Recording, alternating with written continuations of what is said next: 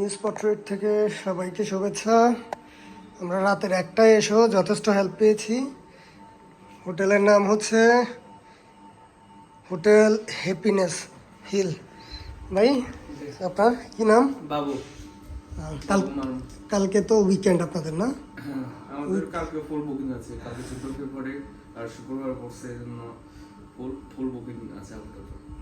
তাহলে উইকেন্ড হিসাবে সবসময়? হ্যাঁ, উইকেন্ডে আমাদের একটু চাপ বেশি আর কি।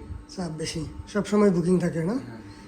তো উইকেন্ডে আপনারা সর্বোচ্চ কত রাখেন কোনটা? রুমগুলো?